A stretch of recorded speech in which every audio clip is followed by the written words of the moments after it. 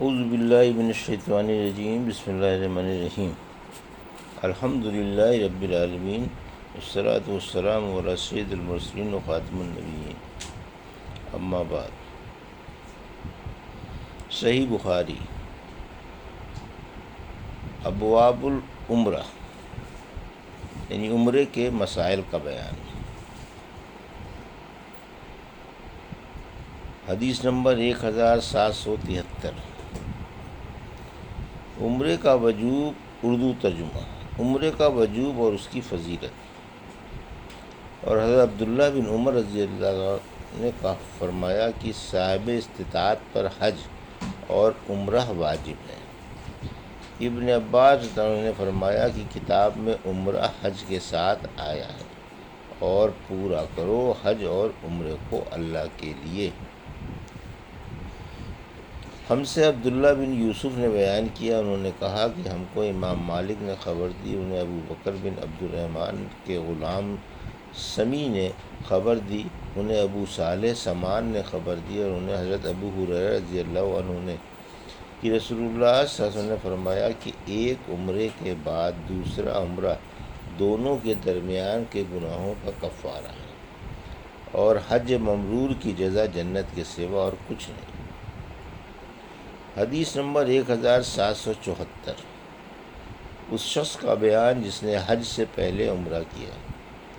ہم سے احمد بن محمد نے بیان کیا، انہیں عبداللہ بن مبارک نے خبر دی، انہیں ابن جریج نے خبر دی کہ اکرمہ بن خالد نے حضرت ابن عمر رضی اللہ عنہ سے حج سے پہلے عمرہ کرنے کے بارے میں پوچھا، تو انہوں نے کہا کہ کوئی حرج نہیں۔ اکرمہ نے کہا، حضرت ابن عمر رضی اللہ عنہ نے بتلایا کہ نبی کریم صلی اللہ علیہ وسلم نے حج کرنے سے پہلے عمرہ ہی کیا تھا۔ اور ابراہیم بن سعد نے محمد بن اسحاق سے بیان کیا، ان سے اکرمہ بن خالد نے بیان کیا کہ میں نے حضرت عبداللہ بن عمر رضی اللہ عنہ سے پوچھا، پھر یہی حدیث بیان کی۔ ہم سے عمر بن علی فلاس نے بیان کیا، ان سے ابو عاصم نے بیان کیا، انہیں ابن جریج نے خبر دی، ان سے اکرمہ بن خالد نے بیان کیا کہ میں نے ابن عمر رضی اللہ عنہ سے پوچھا، پھر یہی حدیث بیان کی۔ حدیث نمبر 1775۔ نبی کریم صلی اللہ علیہ وسلم نے کتنے عمرے کیے؟ ہم سے قنیبہ بن سعید نے بیان کیا، ان سے جریر نے بیان کیا، ان سے منصور نے، ان سے مجاہد نے بیان کیا کہ میں اور عمر بن زبیر مسجد نبوی میں داخل ہوئے، وہاں عبداللہ بن عمر رضی اللہ تعالیٰ عنہ حضرت عائشہ رضی اللہ عنہا کے حجرے کے پاس بیٹھے ہوئے تھے۔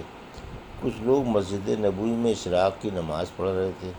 انہوں نے بیان کیا کہ ہم نے عبداللہ بن عمر رضی اللہ عنہ سے ان لوگوں کی اس نماز کے متعلق پوچھا، تو آپ نے فرمایا بدعت ہے۔ پھر ان سے پوچھا کہ نبی کریم صلی اللہ علیہ وسلم نے کتنے عمرے کیے تھے؟ انہوں نے کہا کہ 4، ایک ان میں سے رجب میں کیا تھا، لیکن ہم نے پسند نہیں کیا کہ ان کی اس بات کی تردید کریں۔ حدیث نمبر 1776۔ اردو ترجمہ۔ مجاہد نے بیان کیا کہ ہم نے ام المومنین عائشہ رضی اللہ عنہا کے حجرے سے ان کے مسواک کرنے کی آواز سنی، تو عروہ نے پوچھا، اے میری ماں، اے ام المومنین، ابو عبد الرحمن کی بات آپ سن رہی ہیں؟ عائشہ رضی اللہ عنہ نے پوچھا، وہ کیا کہہ رہے تھے؟ عروہ نے کہا، وہ کہہ رہے ہیں کہ رسول کریم صلی اللہ علیہ وسلم نے 4 عمرے کیے تھے، جن میں سے ایک رجب میں کیا تھا۔ انہوں نے فرمایا کہ اللہ ابو عبد الرحمن پر رحم کرے، آن صلی اللہ علیہ وسلم نے تو کوئی عمرہ ایسا نہیں کیا جس میں وہ خود موجود نہ رہے ہوں۔ آپ صلی اللہ علیہ وسلم نے رجب میں تو کبھی عمرہ ہی نہیں کیا۔ حدیث نمبر 1777۔ ہم سے ابو عاصم نے بیان کیا، کہا کہ ان کو ابن جریج نے خبر دی کہ مجھے عطا بن ابی رواح نے خبر دی، ان سے عروہ بن زبیر نے بیان کیا کہ میں نے عائشہ رضی اللہ عنہا سے پوچھا، تو آپ نے فرمایا کہ رسول اللہ صلی اللہ علیہ وسلم نے رجب میں کوئی عمرہ نہیں کیا تھا۔ حدیث نمبر 1778۔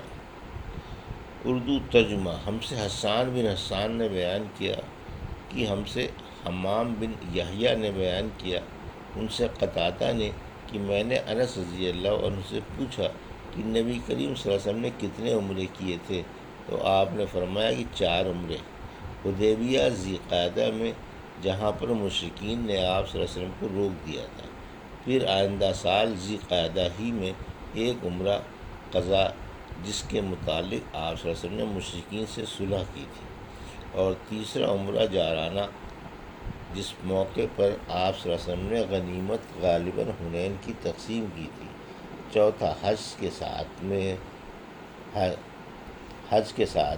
میں نے پوچھا اور آپ صلی اللہ علیہ وسلم نے حج کتنے کیے، فرمایا کہ 1۔ حدیث نمبر 1779، ہم سے ابو الولید حشام بن عبد الملک نے بیان کیا، کہا کہ ہم سے حمام نے بیان کیا، ان سے قتادہ نے بیان کیا کہ میں نے انس رضی اللہ عنہ سے آپ صلی اللہ علیہ وسلم کے عمرے کے متعلق پوچھا، تو آپ نے فرمایا کہ نبی کریم صلی اللہ علیہ وسلم نے ایک عمرہ وہاں کیا جہاں سے آپ صلی اللہ علیہ وسلم کو مشرکین نے واپس کر دیا تھا، اور دوسرے سال اسی عمرہ حدیبیہ کی قضا کی تھی، اور ایک عمرہ ذی قعدہ میں، اور ایک اپنے حج کے ساتھ کیا تھا۔ حدیث نمبر 1780، اردو ترجمہ۔ ہم سے حدبہ بن خالد نے بیان کیا، کہا ہم سے حمام نے بیان کیا، اس روایت میں یوں ہے کہ جو عمرہ آن صلی اللہ علیہ وسلم نے اپنے حج کے ساتھ کیا تھا، اس کے سوا تمام عمرے ذی قعدہ ہی میں کیے تھے۔ حدیبیہ کا عمرہ اور دوسرے سال اس کی قضا کا عمرہ کیا تھا، کیونکہ آپ صلی اللہ علیہ وسلم نے قران کیا تھا اور حجۃ الوداع سے متعلق ہے، اور جارانہ کا عمرہ جب آپ صلی اللہ علیہ وسلم نے جنگ حنین کی غنیمت تقسیم کی تھی، پھر ایک عمرہ اپنے حج کے ساتھ کیا تھا۔ حدیث نمبر 1781، اردو ترجمہ۔ ہم سے احمد بن عثمان نے بیان کیا، انہوں نے کہا کہ ہم سے شریح بن مسلمہ نے بیان کیا، انہوں نے کہا کہ ہم سے ابراہیم بن یوسف نے بیان کیا، ان سے ان کے باپ نے، اور ان سے ابو اسحاق نے بیان کیا کہ میں نے مسروق عطا اور مجاہد رضی اللہ عنہ سے پوچھا، تو ان سب حضرات نے بیان کیا کہ رسول اللہ صلی اللہ علیہ وسلم نے حج سے پہلے ذی قعدہ ہی میں عمرے کیے تھے، اور انہوں نے بیان کیا کہ میں نے براء بن عازب رضی اللہ عنہ سے سنا، انہوں نے فرمایا کہ نبی کریم صلی اللہ علیہ وسلم نے ماہ ذی قعدہ میں حج سے پہلے 2 عمرے کیے تھے۔ حدیث نمبر 1772، رمضان میں عمرہ کرنے کا بیان۔ ہم سے مسدد نے بیان کیا، کہا ہم سے یحییٰ قطان نے بیان کیا، ان سے ابن جریج نے، ان سے عطا بن ابی رباح نے بیان کیا کہ میں نے عبداللہ عباس رضی اللہ تعالیٰ سے سنا، انہوں نے ہمیں خبر دی کہ رسول اللہ صلی اللہ علیہ وسلم نے ایک انصاری خاتون ام سنان سے ابن عباس نے ان کا نام بتایا تھا، لیکن مجھے یاد نہ رہا، پوچھا کہ تو ہمارے ساتھ حج کیوں نہیں کرتی؟ وہ کہنے لگی کہ ہمارے پاس ایک اونٹ تھا جس پر ابو فلاں یعنی اس کا خاوند اور اس کا بیٹا سوار ہو کر حج کے لیے چل دیے، اور ایک اونٹ انہوں نے چھوڑا ہے جس سے پانی لایا جاتا ہے۔ آپ صلی اللہ علیہ وسلم نے فرمایا کہ اچھا، جب رمضان آئے تو عمرہ کر لینا، کیونکہ رمضان کا عمرہ ایک حج کے برابر ہوتا ہے، یا اسی جیسی کوئی بات آپ صلی اللہ علیہ وسلم نے فرمائی۔ حدیث نمبر 1783، اردو ترجمہ۔ محسب کی رات عمرہ کرنا یا اس کے علاوہ کسی دن بھی عمرہ کرنے کا بیان۔ ہم سے محمد بن سلام بیکندی نے بیان کیا، کہا کہ ہم کو ابو معاویہ نے خبر دی، ان سے حشام نے بیان کیا، ان سے ان کے والد عروہ نے، اور ان سے حضرت عائشہ رضی اللہ عنہا نے بیان کیا کہ ہم رسول اللہ صلی اللہ علیہ وسلم کے ساتھ مدینے سے نکلے تو ذی الحج کا چاند نکلنے والا تھا۔ آپ صلی اللہ علیہ وسلم نے فرمایا کہ اگر کوئی حج کا احرام باندھنا چاہتا ہے تو وہ حج کا باندھ لے، اور اگر کوئی عمرے کا باندھنا چاہتا ہے تو وہ عمرے کا باندھ لے۔ اگر میرے ساتھ ہدی نہ ہوتی تو میں بھی عمرے کا احرام باندھتا، حضرت عائشہ رضی اللہ عنہا نے بیان کیا کہ ہم میں بعض نے تو عمرے کا احرام باندھا اور بعض نے حج کا احرام باندھا۔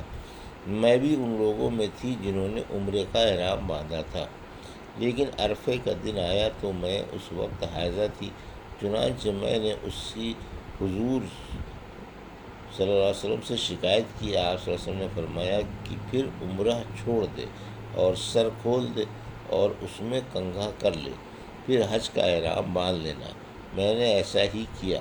جب محسب کے قیام کی رات آئی تو حضور صلی اللہ علیہ وسلم نے عبد الرحمن کو میرے ساتھ تنعیم بھیجا۔ وہاں سے میں نے عمرے کا احرام اپنے اس عمرے کے بدلے میں باندھا جس کو توڑ ڈالا تھا۔ یہ تھی صحیح بخاری باب ابواب العمرہ کی حدیث نمبر 1773 سے 1783 کا اردو ترجمہ جو ابھی آپ نے سماعت فرمایا۔ اللہ سے دعا ہے کہ اللہ ہمیں ان حدیثوں کی صحیح سمجھ عطا فرما اور ان پر عمل کرنے کی توفیق عطا فرما، آمین یا رب العالمین۔